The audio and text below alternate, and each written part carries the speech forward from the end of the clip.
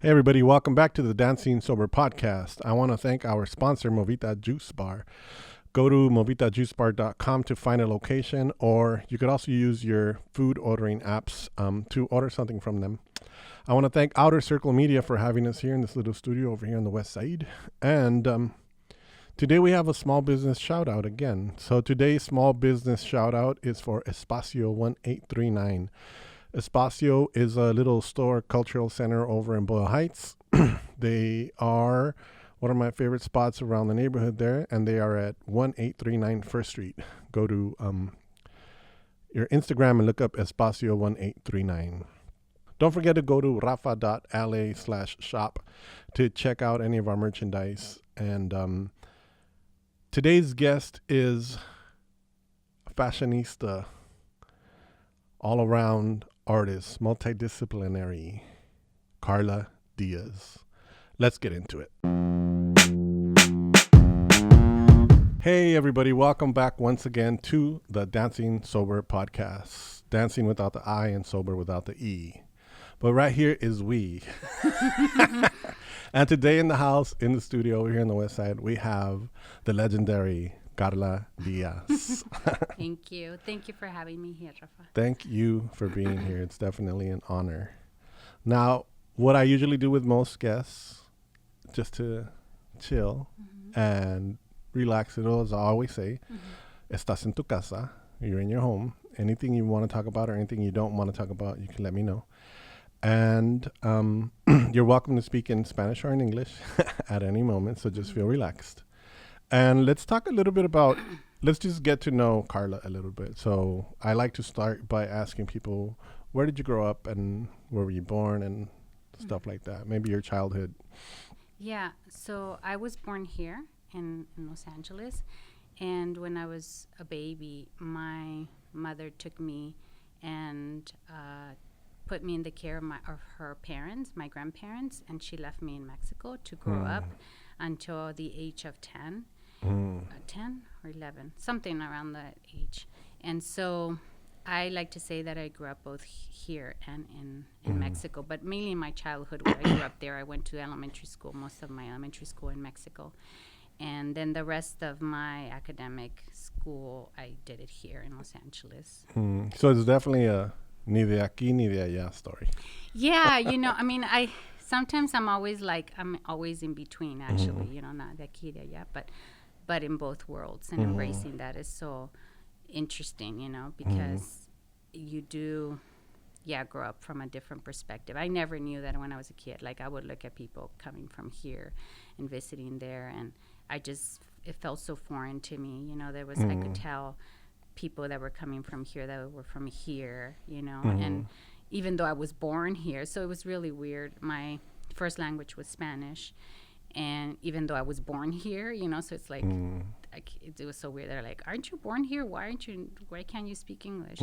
So it was really an interesting upbringing to kind of come back to the country that I was born in. I didn't know that about you. That's really interesting. And I just want to dig a little bit more about it because my brother, also one of my brothers, when my mom had a child after me, and then right after him had another one quick, and so she couldn't handle two babies at one time. They were both really small. Right. And so she had my grandmother also take care of the older one, and she took care of the baby. And so, of course, we've always recognized that that's something that, it's something that's difficult and something that also, plays on your psyche or just yourself in a way. Also your family. I mean, because I did, I had no relationship to a mother or a father until like the age of 10 or 11. So I just still remember thinking, calling my mom by her name and really and she would be like, call me mom. And I'm like, I don't know you, lady. I know it was that kind of interesting relationship because I was so used to. Long time. Yeah, I was so used to with my grandparents and actually my grandparents. So that was her parents, my mom's parents, and then her youngest sibling, my uncle, and his wife. So all four of us, we lived in the same house.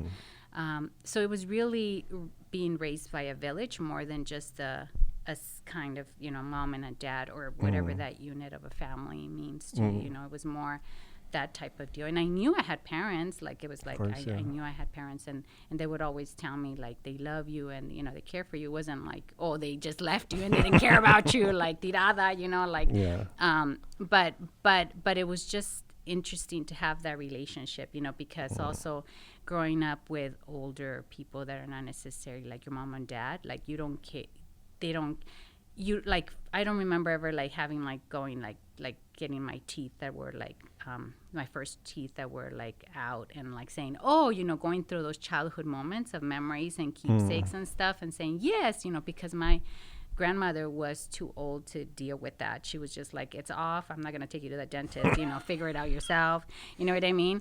So it was that kind of stuff. And it was a sort of relationship to have on a pen pal basis, like, I mean, once I couldn't write so much when I was a kid, but I would send, like, my little name notes. or little notes, or, like, obviously, like, they would read my mom's letters to me. So it was kind of that. And communication wasn't like today. Exactly. You couldn't just get on a cell phone and see somebody's face. Yeah. I mean, I remember. And it would take a long time, I'm sure, too. It was a long time. And also, it wasn't like it was in Mexico expensive City. to call.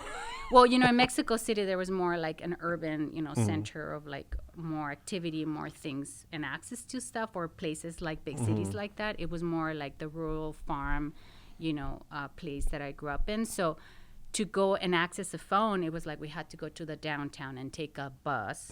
And so it wasn't like I could just go to the corner and, get a payphone and call. It wasn't even that. So it was always like a trip to go call the mother, or to go call, and communicate.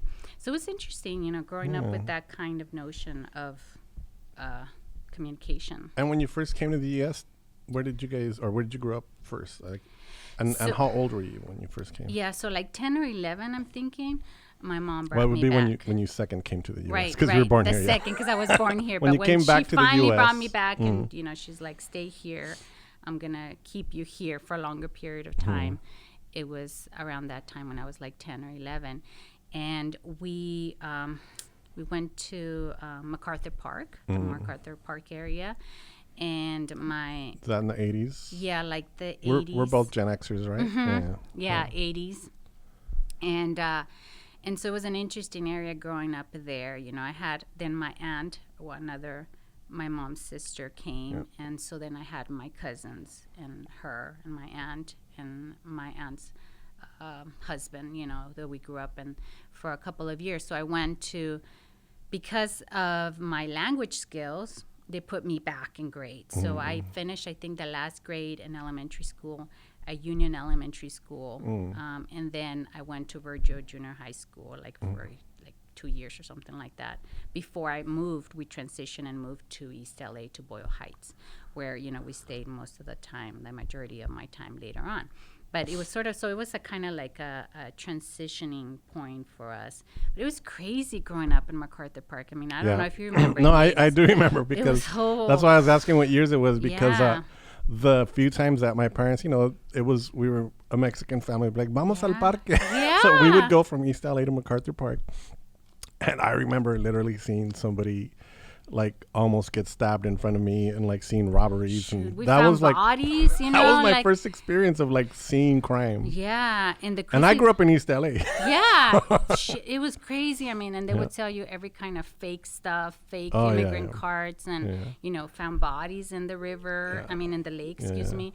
And I remember, like, a couple of times, like, being, like, cause I love jewelry, and so I remember that we used to wear, like, I wore, like, a little necklace, like a gold necklace that my mom gave me. So I had a couple incidents where they would just, like, take my necklace and, like, run away, and like a couple of violent incidents, and pervs, I mean, all the time. And it was just crazy growing up. And then I had one of my cousins who was in a gang on 18th Street, so that didn't help anything. I mean, it's like, that even added to the fuel of the fire. So it was just insane. But now that I think of it, there's no places like that, I mean, in terms of an experience of a well-rounded, because it's such an, like, immigrant community. The world is there, and there's so much vibrancy in that, you know, even it's in electric. looking back, right? Like how to survive in a world like that, that I think gives you so much experience and so much knowledge that I didn't know that was gonna help me, like, you know, in my life later on, which probably makes you every experience makes you the person that you are. You go through all this stuff, but I remember just really learning to gauge through that. You know, it's like a crash course in like hard knocks. Exactly. You know, and I remember like maybe 3 or 4 years ago, I had friends in this from that school, in elementary school. This girl reached out to me, and I was like, who is this? You know, it's a long ass time ago. Sometimes I don't remember. And so she said, Karla, do you remember me? I used to go to school with you in elementary school. And I was like, oh, yes, of course, you're her. And so she's like, I've been trying to find you. And I was like, what? What do you mean? And she's like, yeah, because you don't remember. And then so she started telling me this whole stories of how, you know, I started this crew to keep each other safe, and we would go and walk together, and we say, you know, because we would walk home. I mean, like my mom didn't have a car, so they couldn't drop me off, you know, at the school, drop off and pick up. It was none of that, right? You go by yourself, you get, you know, yourself back home. So I used to walk from where we lived in the apartments to my elementary school. And I remember there was all kinds of crazy stuff like that, like pervs or people trying to kidnap us. So I told them, okay, you know what? And it was a bunch of girls that we live in the same building or around the same neighborhood. So I said, let's just watch out for each other. We all have the same time. We can all walk together, keep each other safe. I mean, what kind of like kid was I, you know, like to think of this shit, like when I was a little girl. That's and pretty so, but awesome. they remember that, you know, and they remember that we used to go and buy like at that, you know, the ice cream. They used to have those Cabbage Patch cards. They give you the whatever. Garbage Pail Kids. The Garbage Pail Kids with the chicle, the gum, right? So she said, now we used to all line up, and you always used to take care of us when we used to go there or to the bus. And I was like, are you serious? Like, I didn't even remember that, you know? So it's something you just probably just did naturally. You didn't think twice about it. I totally didn't. I forgot. But they remembered. Yeah. So now I have like all these awesome, you know, friends, and some of them who were ex-cholas and whatever. La Pee-wee. You're always a chola in the heart. Yeah, chola in the heart, you know? Jeez. Anyway. So from that, and like, I mean, really growing up in like, you know, a really electric environment and all this, when did art come to you, or how did you come to art? Like, how did something like that happen in your life? How did it?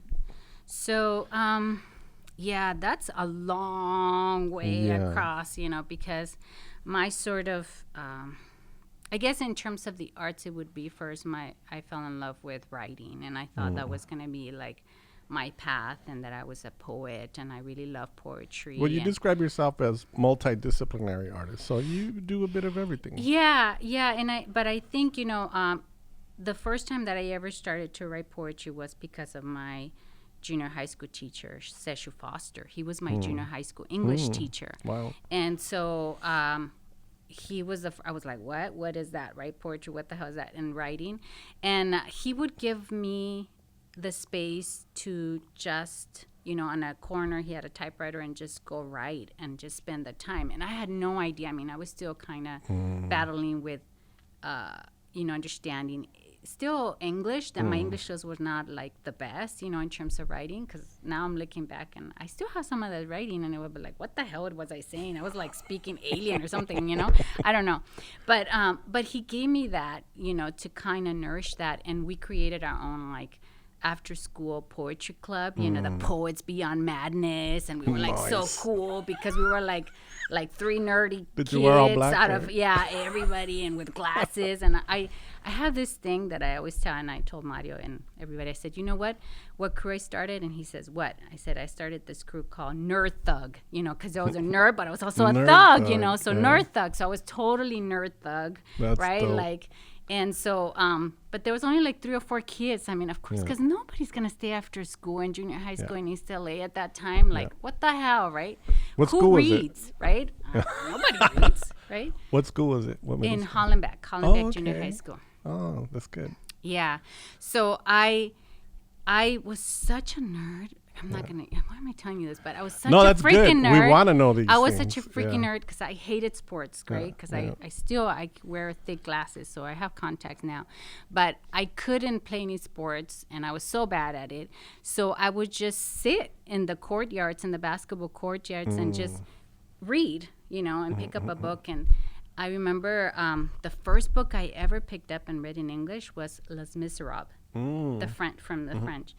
What the fuck? Can they give me like an easier book to read? Wow. Like I don't know. Why did I even? And I said I'm gonna learn and I'm gonna know what's in here. So the first time I read it, had absolutely no clue what I was reading. Second time I read it again, the whole entire thing, maybe something. The third time I was like, really, I was like bawling at the end. Oh, what happened? And they killed them and they were revolutionaries and all this stuff. So, but I would spend my time there like reading, right? And then other times, like I remember this time, I just had a big imagination. So I would be like, okay, I think I'm gonna draw something, right? And so I went in the courtyard and I picked up a chalk and I said, I think I can do the star. Somebody was teaching me, how they teach you how to draw hard, right? The 5 point. I was like, yeah, I'm gonna make a big star, right? Fuck, like the principal calls me later on and they're like, you know what you drew on there? That's like the Satan's star. Yeah, he's like, you didn't draw. I was like, I was trying to draw the Star of David, And they were like, no. And so they almost got me kicked out for that. I was like, but I was trying to draw Jesus and the Star of David. No. And so it was like that kind of stuff, that I was like, it would only happen to me, that kind of stuff. But so that kind of way, to answer your question of how I think, at a very early age, like even when I was growing up in Mexico, I was already so influenced and interested in art because my uncle, he was an ex-hippie who lived here for a while in the United States and then went back to Mexico. But he had all these he was like in a little, like I said, in the middle of nowhere, in a little where I lived on the outskirts of stuff. But what he would do is he would get so freaking drunk at night and he would play like Led Zeppelin and like all these, like rock and roll and like heavy metal stuff and like, the Beatles and all this music, like bump it, like really loud, right? And then he would start writing poetry, like in Spanish. So, my grandparents and all the neighbors and everybody like, ay, que hace mucho chingado, que hace mucho, a lot of noise and all this stuff. And, my grandfather would be so mad at him, and all this stuff. But I would be so in love. I was like, this is the best time. This is the best time. I would wait and I would sit up and be like, yes, because like the content of it was so awesome. Like to hear the music that was so different from like, I mean, in Mexico, listening to like Led Zeppelin, you have to be in love and grow up and somehow come to the United States for that. I don't know. There was a culture for it, or there has to be a taste for it, Yeah.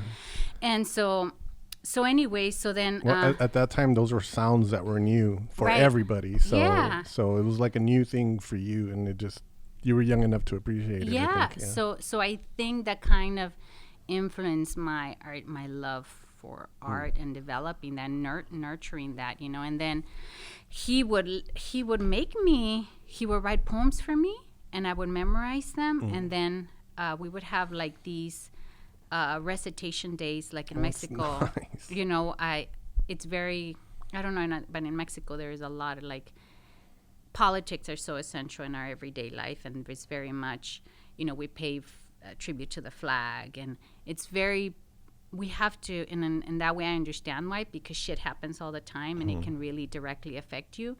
But anyway, so why I'm telling you that is because we had our hero days and our commemorate days and very patriotic, And so I would memorize those and I would recite them. I would recite the poems to whatever Benito Juarez and all of these, heroes, like, the country's heroes. And so it was interesting for me, even though they were not my words, but I was expressing that somehow, and I knew it was valuable to kind of, in that creative space, So that's kind of how it started. And then I moved from, the writing and saying, yeah, I can write. Oh, shoot, I don't know if I can write, right?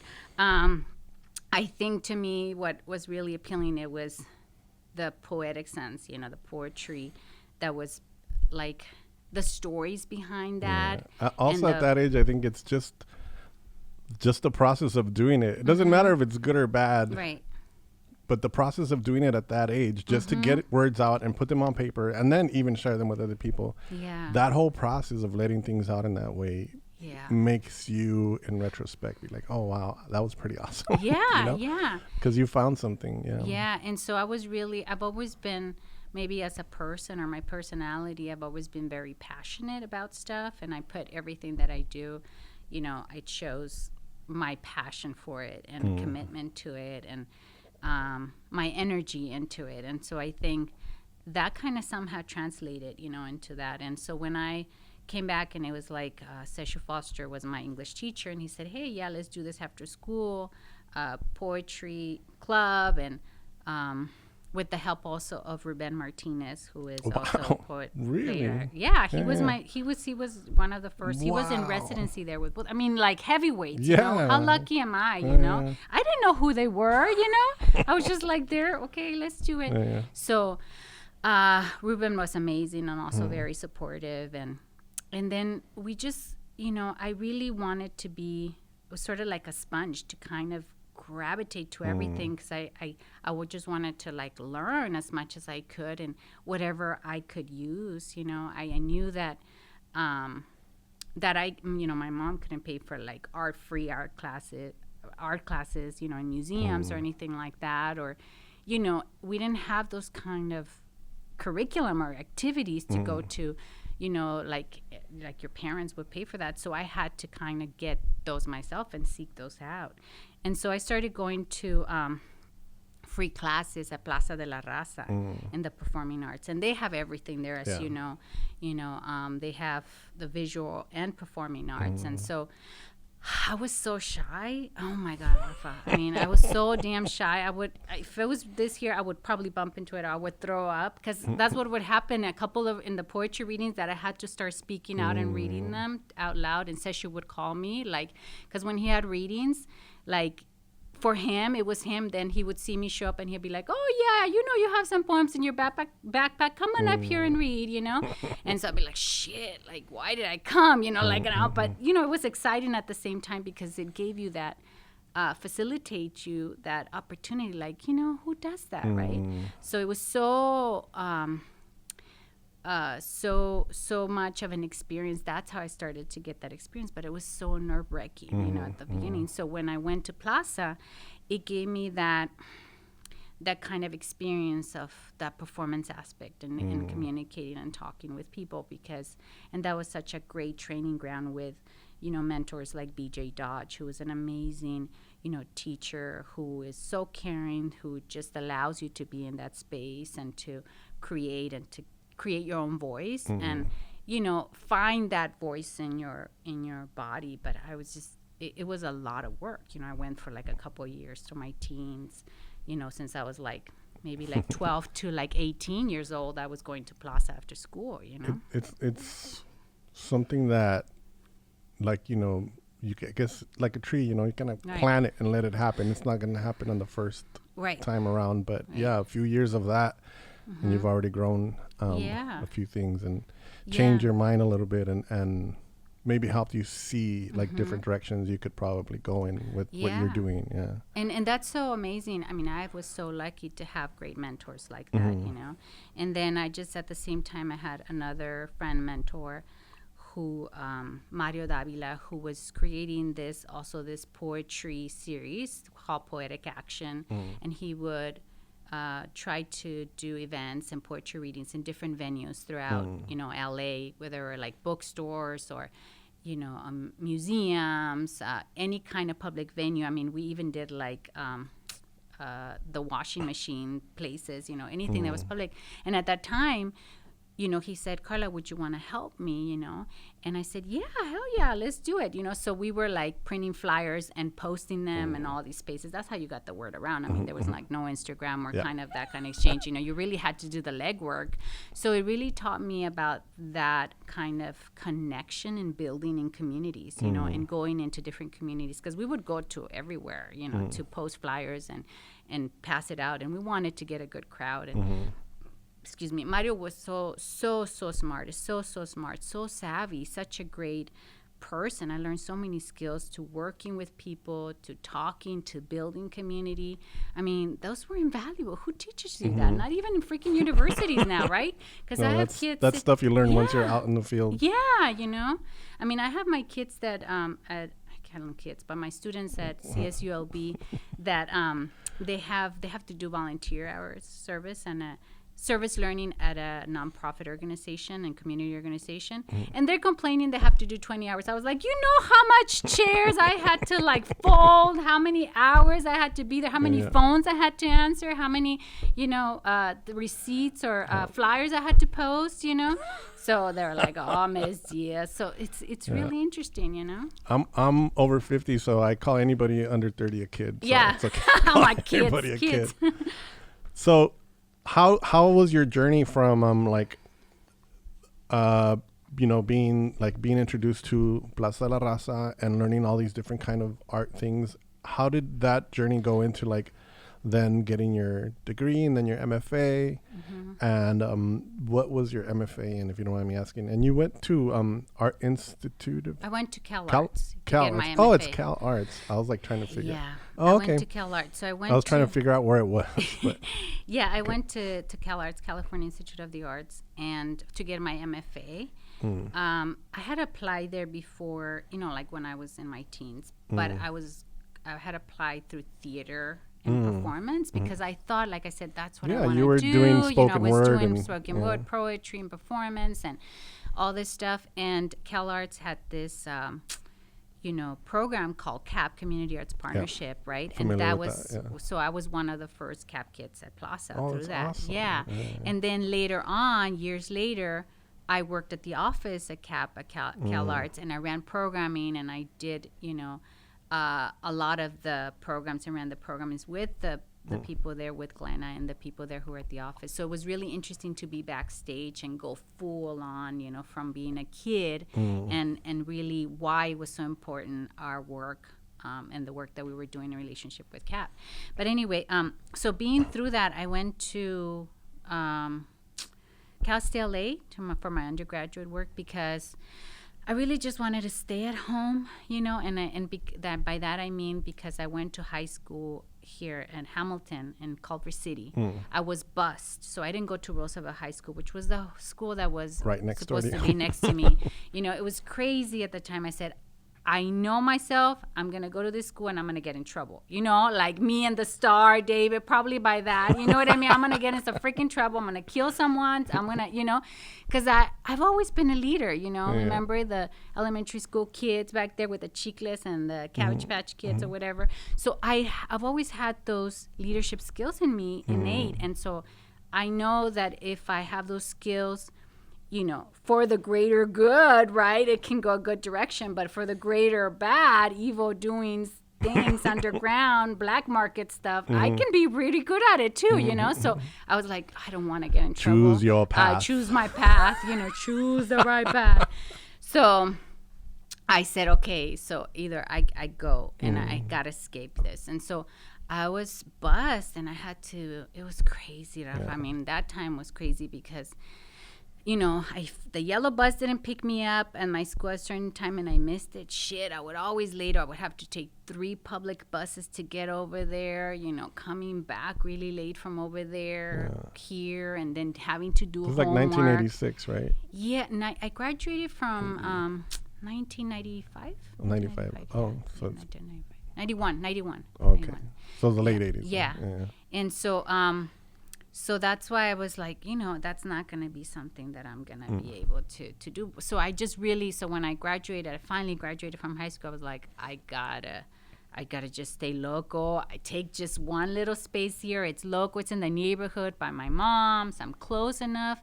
But even then, I knew I had to leave my house. You know what I mean? Wherever I went, whether I would go to New York or wherever I would go, I knew that I couldn't live there and study there. I said, so I lived on campus, you know. But it's not far. It's not far. Come home visit anytime. Yeah. So I enjoyed my time there at Cal State LA, and it was affordable for me. So I wasn't going to pay the prices at CalArts at that time, you know. So what happened is I had already got accepted, and sometimes what they do is they can, if you get accepted to the school at CalArts, I don't know if they have that yet, but they used to have it where you can postpone your acceptance and then like for a year, 2 years, and then you can always come back. Yeah. And they used to have that. And so I was like, oh, maybe I'll go back next year. So, that's what was in my mind.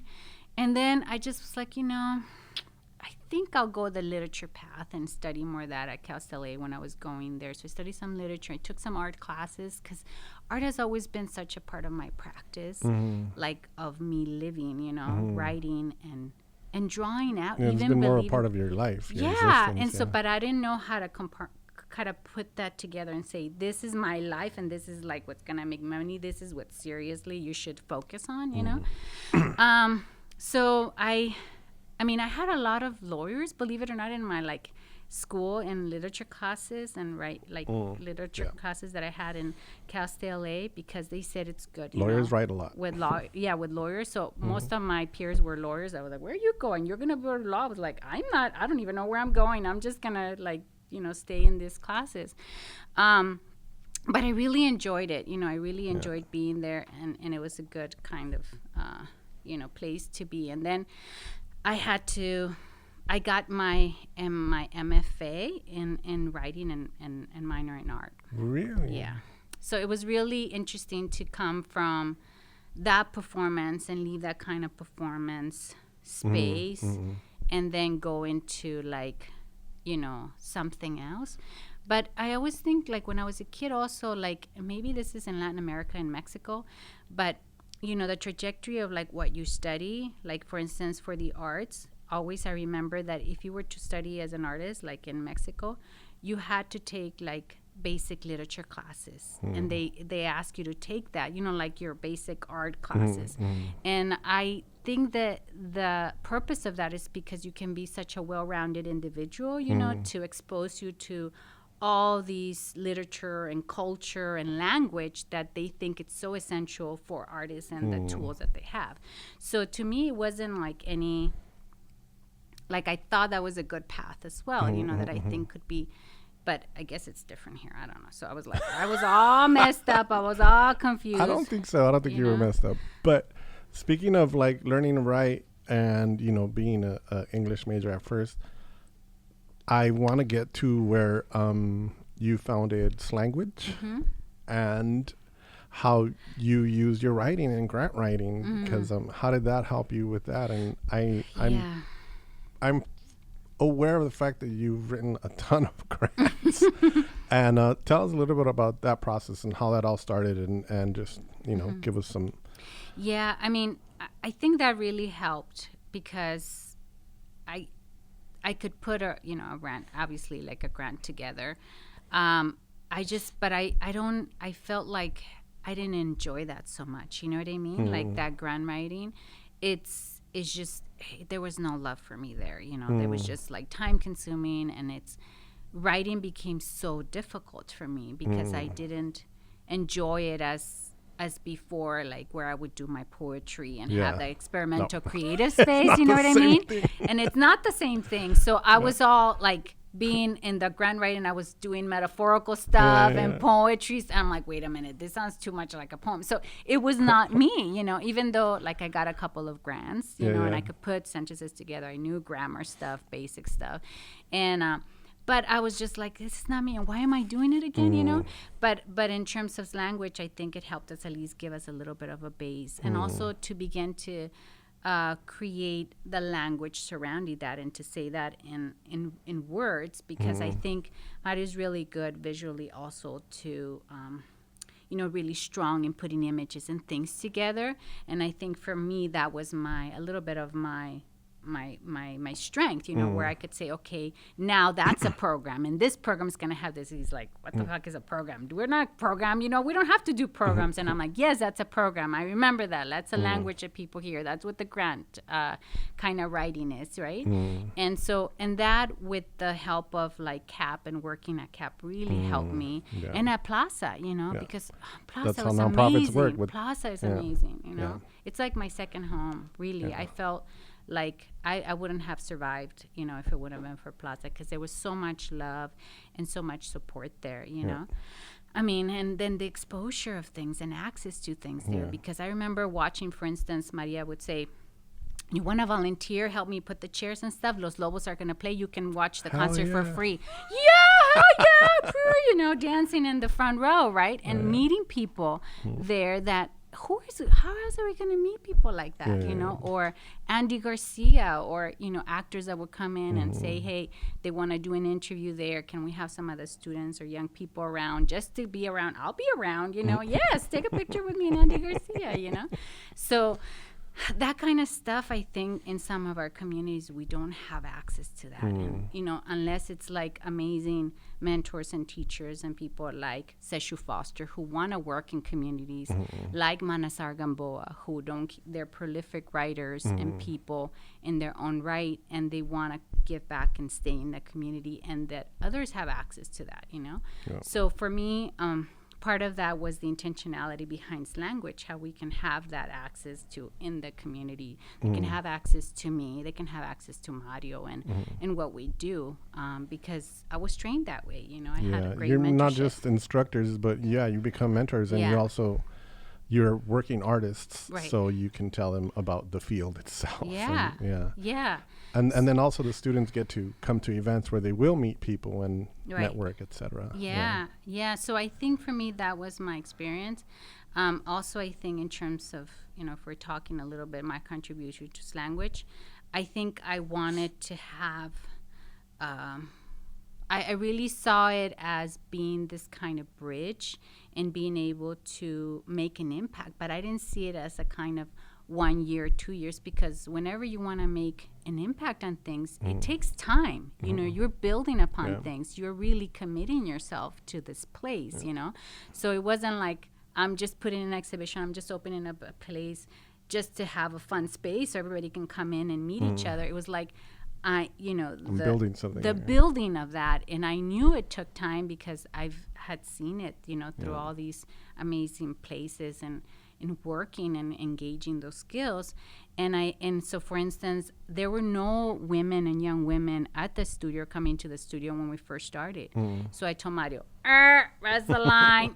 This has to be a space where, women and other peoples, different peoples come in, and different genders are able to access, and they feel this is a creative and safe space to come in. This is not going to be an all boys town. I'm sorry, we're going to make sure that we are, we create that same safe space for women. And so that's when young women and even just at first was young street graffiti girls coming in, they kind of felt like, okay, there's another girl there, or I can talk to Karla, or, and I think for me that was important, because now we can see that there's a trajectory there in the city where actually there is young girls who are graduating from school who want to become artists, who want to go in to pursue a career in the arts, thanks to Arnaldo Vargas, who is one of the main teachers, artists, photographer there also in the city, who has also created variable opportunities and stuff. But I remember a couple of years ago that wasn't the case. All the little girls were like, oh, I'm gonna go with my family, get pregnant, get married, whatever. And I think sort of having them these models of alternatives that, because in the community, sometimes the parents would be like, why do you want to go indoors? That's not going to make you any money, especially for young women. They don't understand it. There's no support for that.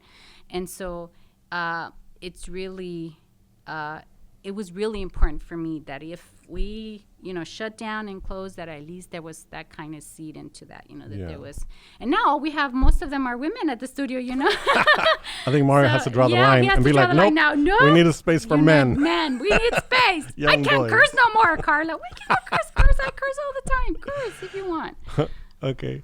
I'm going to change the gears a little bit here, because I really want to get to the part where I want to go through 2 steps, and it's going to take us a while to go through them. But I do want to get to your insomnia body of work. Okay. But in order to get to that first, I really want to talk about, if you're willing to talk about, the stroke that you had and the experience that you had with that, and how that has changed maybe your approach to art, or what you do, or what you want to express. Has it opened up different things that you didn't express before? I don't know. I just know that it's definitely something that would change anybody's body, mind, and soul, right? And on top of that, your husband's also like illnesses, and you guys just are both constant hustlers. I mean, you guys, and now listening to you, like since a child, you've always been on the grind. You've always been like, creating and learning and creating and learning, creating and sharing. So it's not something that's going to stop anytime soon, because that's how you're made. Yeah. So if you can, I know it's a heavy thing, but take us through some of that, and yeah, your process now, and then we can open up the insomnia. Okay, story. Going for that. Yeah, and just talking about the hustle real quick, my aunt and my uncles and where I grew up, they taught me the hustle at the very beginning, because if you didn't hustle, you didn't eat. So we would cut like nopales and sell them when we didn't have money. So I'm remembering the hustle since I was a kid, dude. I totally, so I'm remembering the hustle. Yeah. But anyway, I don't want to deviate too much. So my stroke in 2017, I had a stroke, and essentially, it was, I love humor, and I love to make fun of myself, because I think that's when we see like our frailties, and we can make fun of ourselves afterwards, right? But when we're in it, it's fucking hard, and you're crying, and you're like, how this happened to me, and why, right? But, thinking I had a stroke, and I didn't know, I was very active, I was running, and I didn't know that I had a congenital heart disease, that I was born with this. My mother never knew. And so I had this, and the stroke essentially just, when you have a stroke, the right side, one of the sides just went numb. The whole thing just went like this, drooped all the way. And I didn't know what was happening to me, but I had heard, like in my mind when that was happening, like, I think I'm having a stroke, because my whole face just drooped, and I felt so weak, Rafa, and I fell to the floor. Mario was in another state teaching, so I was alone in my house. So I'm kid you not, I fell to the ground, and I thank God I had my cell phone with me, because I couldn't even lift the cell phone to call 911. And thank God for iPhones that I pressed the right button, and it went, I don't know what the hell, but in that prayer I was like, God help me, please let me help you. I can do this, I need some help. And it went directly to the 911. And I remember the operator saying, "Can I help you?" And I heard my voice, and it was like, rah, rah, rah, rah. It was that kind of craziness. And I was like, what the hell's going on? Like, it was like an alien talking, and, it was so weird. But so why I'm telling you this is because the doctor, when I got into the emergency room, and they had me there, with the whole thing on my face, like drooping and stuff, they said, we can give you this shot, right? But he says, if you had gotten here any later, we would not have been able to give you this. So when they gave me that shot, it like opened all my blood vessels. And so physically, what I had in terms of like damage, it was mainly like now neurological more than like the physical stuff. At first I couldn't move too much, but slowly I started moving, walking.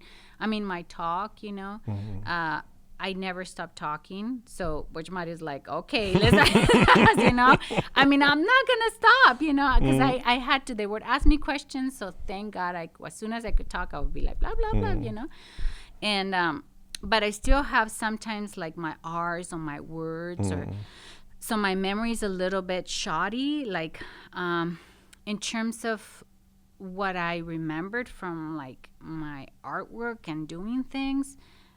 It was back to basics, like essentially, like fucking like I was like, this is so sad. I went to school, I was trained for this, I studied this, and now I'm like, this is my work. And it's like looking at a kid's work, like a 2-year-old's, and so, but I didn't stop, I was just like, I was raised like this. You don't stop. Like when you're freaking poor, I've been through a lot of poverty, you know, when I was a kid. I mean, I've seen a lot of stuff, you know, because my family wasn't, you know, rich or wealthy or not even wealthy. I mean, we were just at the bottom level of poor. So going through all this stuff, I felt like I always could really reach the, you know, be able to be okay. So I did a lot of work where, you know, from like my dexterity of my hands, and I started to use needlepoint to do that, and it was really, really painful. But I did a series of works that that really helped me with that, to kind of gauge my memory and connect to that. But I mean, it was like 3 or 4 years of just fucking like doing puzzles, you know, doing like crossword puzzles, and just getting all your brain, just getting all the stuff. And I had no, like, it wasn't like the doctor was telling me, you know, you're gonna get to this point. You know, it was just like, just keep doing it, right? And but you know, after a year, even after a month of doing the same stuff, I mean, puzzles, you get like, oh, what the hell, right? But I was so proud of myself, because every time, you know, I would put challenges for myself. I'd be like, okay, 100 pieces there, yeah. You know, we'd do the victory dance. Or Mario would be like, oh, I got you a 500. I was like, 500? I get 1,000 already. I don't do more than 1,000. And, you know, it was so awesome that he would, you know, buy me all these puzzles, and people would give me puzzles. But, you know, to me, it's never been like, this is something, I mean, of course, it's not like I'm happy, but I mean, it was, in retrospect, one of the best things that ever happened to me, having the stroke, because it really focused me. It gave me sort of channeling of how I could, like, you know, go through these challenges and surpass that. And it gave me a lot of resilience, you know, of the person that I am, you know. I was just going to say, maybe the best thing out of all that is what happened after the stroke. Yeah, exactly. You know, and so it's interesting, because you could either, I mean, you could either give up, or you could go through the stuff and be like, hey, you know, I'm not giving up. You all might be giving up, but I ain't giving up. I'm a survivor. You know, I've always been a survivor. And so it's interesting to go through that, and people are like, Karla, how do you do it? I'm like, I have no idea. I have no freaking idea. I don't know. How do you do a lot of prayer. A lot of prayer. I mean, I'm a very spiritual person, to tell you the truth, but I also, I'm you know, I make fun of myself, like, oh, what the fuck? Like, I make jokes at it every morning, you know. I can't believe I'm such an old lady. Like, I'm here doing puzzles, and I'm not even that old, you know. I mean, I have gray hair. So that's right. You're doing a lot of knitting, and I'm like, what the hell? Like, knitting puzzles. and crossword puzzle? What the hell? I'm like, it's seniors, you know. And so, but that's what I mean, that kind of keeps me going, you know. And then, so I forgot some of my Spanish, because, you know, my mom passed away. So a week after I had my stroke, my mom passed away a week afterwards. So I couldn't, even though my mom couldn't hear me, like, even though I would speak to her, I would always speak to her in Spanish. So my Spanish was like, some words were going away, and I didn't remember things. I was like, shoot, you know what? I'm going to start watching novelas, y'all. Like, this is it, you know, novela time.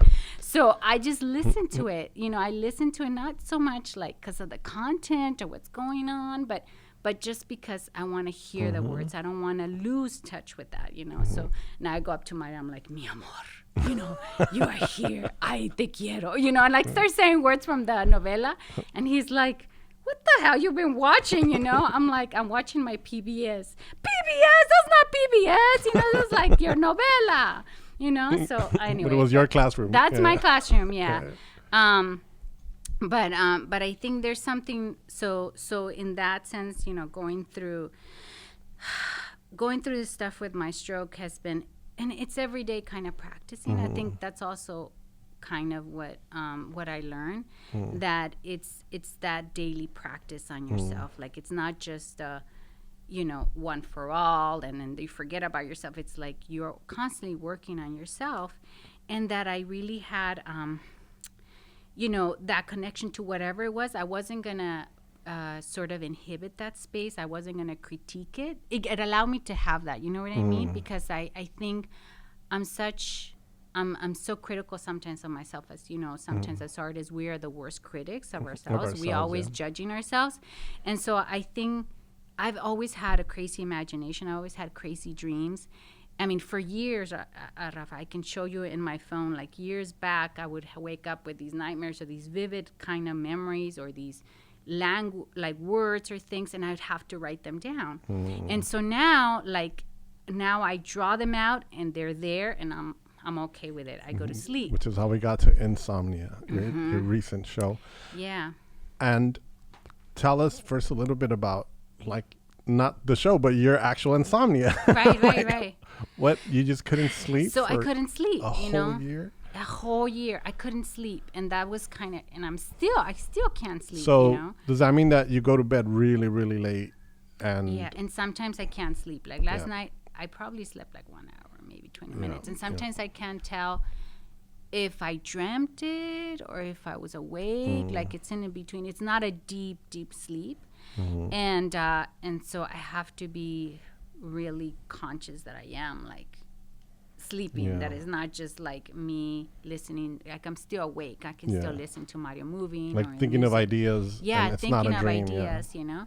And so I had this insomnia, and nothing would help me, you know. My doctor gave me medication. I tried everything legal and illegal. You know, people were like, yeah, take this illegal drug and take that. And I've never taken any drugs, you know. So my body is like, I guess, more apt to that. I don't know. People's like bodies react differently. You know what I mean? They're built differently. So when I first took like CBD or something, it made me like crazy. I was like running around. I was like, I didn't know, like, and so I was like, I'm not taking that shit no more. Get it away from me, you know. And it stinks like Zorrillo, you know. It's like, get it away from me. So so I was like, no more. And Mario was like, but it's gummy, bear drops and all this stuff will make it cute for you. I'm like, I don't care, That's you know? hilarious. Yeah, so. The result is the same, whether it's in a joint or... Yeah, it well, I mean, matter. it depends what you take. But I know that not CBD, but THC for me, like, it takes me somewhere different where I just can't. So I stopped doing that years ago because it just, my brain doesn't slow down. It speeds up way too much. Yeah, so see, you know your system. You know how it reacts to things. And I mean, I drink like caffeine, I think. And it was like the hardcore stuff. Ooh, like nerd thug, right? but I mean, but it was nerd like. Thug for life. Yeah, nerd thug for life. You gotta have a shirt like that, you know? Anyway, so I was like, what am I gonna do? So then I said, you know what? Fuck it. Like, I'm just gonna. And I think I've been always really intimidated by the white page. Like, I think entering that space have always been really in your scary. stitchings, you made them drawings too, right? Some of them. On canvas. And so you went from that to like actually drawing on a white page. Right. Yeah. Well, I mean, I laid the color. Okay. Right, the foundation of the color. Yeah. And that's what happens. I laid down the foundation of the watercolor, and I was so inviting. It was like it connected for me. I was like, yes, right. Somehow it just made it like it could be all messy. It could be all like I was like, I didn't worry about being straight. You didn't have to stay in the lines. Yeah. I didn't have to stay in the lines or smudging. You know what I mean? Yeah. And I just felt like that was such a, I don't know how I thought about it, but it just clicked to me. And I was like, let me make this stuff. And then I started all these crazy dreams and stories and people. It just sort of like a Pandora box started flooding, like just opening up, you know, and really rendering them. And my critic would come like, you can't draw that alien. You can't draw that body. You can't draw a person with 6 toes, you know. And I'd be like, shh, get away from here. Get away from here. Like, it would just be that kind of stuff the whole night. And it was very cathartic, if I can say that. Because I would be like laughing by myself, cracking in the middle of the night, crack up. Mario's asleep. My 2 German shepherds are staring at me like, what the hell's wrong with her? Or I would be like crying or, you know, very cathartic. I was like, yes, you know, that's it. That's amazing, actually. Just like that sense of like letting things go and or letting them out. Right. Putting them out, And I never felt like that, you know, like because there is that joy, you know, there's that kind of moment of what they call that creative flow that they call it, right, in academic terms, where you're so enjoying that space of just creating that you don't want it to stop. No, and that's how it was. just goes by itself. Yeah, it just goes and it just goes. But there's always a story to it. So I like to think that more like myself as an artist, I'm more like a storyteller than, you know, I'm the perfect drawer or figurative drawer or whatever. So like when I first started seeing these posts that you were putting them on Instagram, and there was a drawing and there was like a giant paragraph underneath it, and I was like, oh, let me see. And then I started reading, and I think So this is where you connected your writing and your drawing. Yeah. And maybe because of where you were Right. able to just like let things out like in Right. a natural flow. Yeah, I think it finally drawings, connected right? those two things together, you know. Yeah. And you know, in one of my in my gallery, you know, one of the staff members there, Mark, who's so great. He asked me. He said, "Karla, did you ever read comic books when you were a kid?" And I said, "That's all I read when I was a kid." And when he said that, it's like, "How did you know?" Because in Mexico, like, we didn't have books, you know. We had one Bible. We didn't have, maybe a couple of years later we got a TV, but we didn't have a TV, so we had one Bible, and then we had you know, comic books that we rented Wow. from the man across the street, you know, for like 2 pesos or something. My uncle would say, "Go," after the cruda, he would be like, "Go get the stack of comic books," and he would get his own and I would get it my own.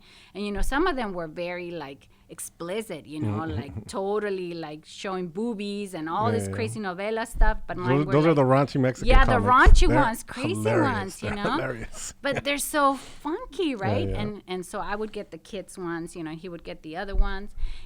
But those were like my base, because I didn't have books. I mean, other than like whatever I had at school, which I didn't want to read, you know, history books or something, you know, I don't know. But so when he connected that, it was like it made sense to me, like how that somehow connected with like the visual with words and a story, you know, in a sense like comic books would, you know. And now, I mean, I love them also because they were so short. I didn't have to be like full on novels and epic and what happened and then you fall asleep and you forgot what happened, you know. It was just short to the point and you can continue the story.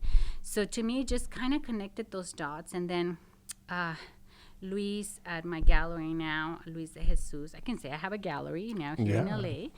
So Luis de Jesus gallery, he messaged me, and out of the blue, like I said, I was just making these, and Mario has been so supportive. Thank God for him. He was like, just share it, right? I was like, are you sure? So I've never shared that publicly. And so once he gave me the right away and said, yeah. So then I started to share it, and people really connected. And Luis said, let's have a show. And I was like, okay, good. So after we had the show, we had a good run with the show. And I really like Luis. I mean, I think communicating with him, I've been working with him since the show. And I like him because he pushes me, he challenges me, but he's also very supportive, and I can communicate with him. Like, I mean, I can talk to him like I'm talking to you. And I like that because, you know, usually with the galleries or other experiences that I've had, I mean, I'm afraid, you're going to the principal's office, like, you don't want to be there, you know what I mean? So I feel very comfortable in that space, you know, being able to make sure that I am supported, you know, and that I keep making just the work that I want to see and the stories that I want to tell. That I have so many stories that I'm still like, why didn't I tell these, you know, before, right? I made it a point to remember what I dreamt last night just to share with you. Okay, tell me. But I also have this thing where it's like I don't always like hearing other people's dreams. Like when there's somebody who's like constantly like just saying every day like, oh, this is what I dreamt last night, and it's like sometimes I think that's really private, you know. Sometimes I think that's like that's your journey and your thing that you have to figure out yourself. Sometimes, but of course, I'm just talking about relationships. Right. Completely different, yeah. But yeah, I don't always share like the things that I dream, or hardly ever share the things that I dream about. But last night I was dreaming that there was these electrical wires that were moving around, like from a light pole, right? And they were moving around, and they touched me, and I got like some electricity, but I didn't get electrocuted, and it was kind of like friendly. Really? Yeah. And so then there was people like, you know, just moving them back. They're like, are you okay? I was like, yeah. So it was like, was it an experience like, I'm happy that I was touched it by wasn't this? Or? No, I was afraid of it because okay. it's electricity. Yeah. But when it did touch me, I was like, oh, it didn't harm me. Yeah. It didn't harm me. Yeah. So it was just like interesting. Yeah. Wow. See, those are amazing. I mean, I can see it now, like visually. They're very I think that's what it is with the dreams, that I would focus on how visual and powerful it was, you know, and I think my love for color has always been so like connecting those two things, the image and color. And so I see it right away. I mean, I can see the different colors of the light, and I can see you there, in the different stages. I'm going to have to draw it out. I can put it next time. But they're so powerful, right? Yeah. I mean, and I have my mother-in-law would always tell me, well, that's really you, So I can't tell her so much my dreams now, but because I think also there's some people you don't want to tell. Yeah, but there's versions of you that might be like, that's a good, way I just feel that it's like a lot of times, like people ask me my dreams and I don't want to share them because I feel like whatever they say to me about my dream is going to change my, because it's the power of persuasion. Yeah, the power, and I experience it in a specific way, and I want to figure out what it means to me on my own. Well, and it's so true. And dreams are it's also such a vulnerable space. When you're asleep and you're not helping with your dreaming. It's not like there's a script. This is what I want to dream now. I mean, if we all had different dreams, you can't play your favorites. Right? You can't control. No. And that's, I think, sometimes. The artist is like wants to take control of things. I want to take control of my page. I want to not share. I want to, but dreams is like you have you found yourself editing things where you're like, oh, this part happened, and you're like, no, I don't want to show that. I can't do that, and I promised myself I wasn't going to do that, That's why I'm telling you, the critic and the shoulder comes all the time, and I'm like, fuck you. Like, get out of here, I have to do that when I start thinking that way because I think that's the raw and honest way that I think I can be myself. I can be funky, I can be funny, I can be sort of vulnerable. I could be my true self in that space. And if I don't allow that, even if it's just for me, like I said, I would have never known that I was going to have this big show, and I was, Luis saw something in it because nobody else had seen it before, And so, I mean, it was so weird because I've been like, this other objects are my art, my socially engaged art. This is it. Yeah. You're putting up that stuff out there. But then Luis is like, no, let me see this. Yes. This is what I like, And so it's interesting that people saw that and that they responded. I don't think if I would have gotten that response, I would have been able to keep putting that out there and saying, this is a valuable space. I think we all need that kind of sort of natural, vulnerable, responsive space, because that we're unedited, that we're on like unsheltered, like raw and not institutionalized, not for anybody else, not for anybody's service or for any direction, but to just create, exactly. And that's the power of who we are, as people, as creators, because we have to nourish that every day. We see so much shit. We're working through stuff, relationships. It's our way of working through it, right? Yeah. I did want to just like kind of get a sense of like, how is it that like, your whole life you're doing all these other things, you're doing the poetry, you're doing the writing, you're doing art in different ways, you're doing performance art. Oh man, I wanted to talk about your prison food, but we're running out of time. But you had this. We have to do another segment. We'll just talk about prison gourmet. But prison gourmet, and then I mean, you've been doing art in all these different ways, and then all of a sudden, here you are, and something brand new comes out. A brand new like little branch off of this tree that you've planted and like nurtured your whole life, and look at these new sprouts coming out, and that's this new insomnia thing. Like, how was that for you? Like that you found. I mean, I don't know. I guess something else out of that Pandora box. I mean, I think it's almost like, to me, like I really.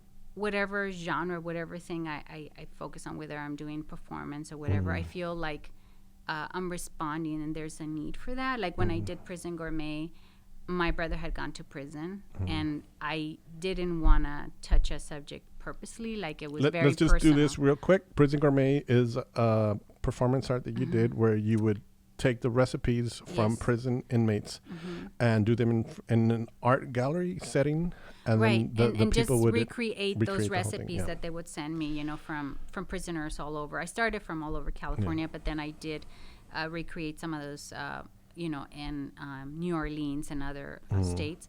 But I started with California, and I started with my brother, essentially.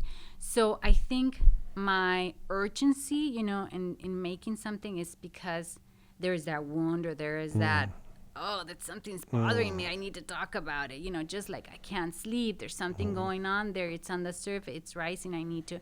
And I'm the kind of person that, people approach this differently, but people either approach it head on, right? Whatever, it's coming at you. The train is coming your way and you're like, fuck it, let's go direct on. Let's see who wins. Or they can avoid it, and a lot of people try to avoid it, and I'm just like, fuck it, let's go head on. I don't know how we're going to get there and how we're going to, but let's meet it. Let's talk about it. Let's see it, and seeing it is like, oh, right. You go through all this shit. So I think for me, that was the kind of thing, like I have to talk about it. So that's how the Prison Gourmet came about. And the first performance we did at LACMA, and it was because the Fallen Fruit group actually had an exhibition there, and they were doing asking all these collectors and artists to do performance-based work. So I was asked to do that, to just propose something, and I proposed that one, and they're so gracious, they're awesome, and they had that. So, but I didn't know again how was that going to happen? How was that going to be? What do I want to say? What do I want to talk about? What am I saying? And really connecting on that level. So my insomnia paintings, to answer your question about what is this thing, I think there's something really enjoyable in it. I think I'm really connecting, my both passion and my love for language and the visual world and imagery. So I think I finally can kind of come to that place where I'm like, I'm going to continue in that for a while. I don't know how long it's going to last. I think, certainly it's moving into bigger pieces. It might move into sculpture. Who knows, But I really, I think I have to be really, how can I say, not valued, but convinced that this is a good space that I'm working in. Yeah. And that my voice is being heard through that, Definitely. So. I'm just going to say this note real quick. I was talking to somebody yesterday, and they were talking about having that feeling of like, man, I need to attack this thing head on. Yeah. But she was like, Rafa, but what's on the other side? Like, what am I going to get to? And I was what? It's like, you don't know? Like, she's like, well, then what am I working for? What am I working for? And then I just, it just came to me and said, you're getting to a resolution. Once you figure it out, you'll know. But if you want a goal, then the goal is resolution, or once everything is resolved and whatever that is. But you don't know when you're approaching it or when you're attacking it what the outcome is going to be. No, you don't. But attack it. Right. And what the outcome, and there's going to be some outcome, whatever it is. But to me, I don't want to find a single solution. I'm not for that. So I don't want the definite answer. I think of the possibilities, because I think with artists, that's where we work from. Imagination is because we create possibilities. That's our forte, we can create the possibilities of multiple worlds of communication, of the richness in that, how can we envision a better a peaceful world, a better world to live in, right? Those are the possibilities that we deal with, and what is great power, that we're able to do that, That's a beautiful note to end on. Okay, we'll do a second part. We'll bring some tamalitos over, we'll exchange. There's a question that I ask every guest that comes into this little space here. And, someone like you who, grew up in a certain way, came through life in a specific way, someone like you who's a fashionista, someone like you who does all kinds of different types of arts, has shown around the world in all the big facilities and, the places to be in the art world. How do you do it? How do I do it? I imagine I'm a superhero, right? And I have powers of resistance. And I think I wore my red cape today for you so that I have awesome. The superhero powers. So I think I do it that way. But in all honesty, I think, and I'm just making fun of that, but I think in answering your question, my family, my husband, my support, my friends, and my faith. Yay. Yeah. Thank you for having me here. What's your Instagram real quick? So my Instagram is Karla Diaz 76. And website? Yeah, my website is karladiazart.com. And language? Yeah, it's language. Languagestudio.com, or my gallery, Luis de Jesus Gallery. Okay. Yeah. Anything else you want to say before we say bye? No, just thank you so much for having Thank me. I had you a great for conversation. coming. I and appreciate thank you it. to everybody, my supporters out there. Thank you for listening. And thank you for everything that you do. Thank you. See you guys next week.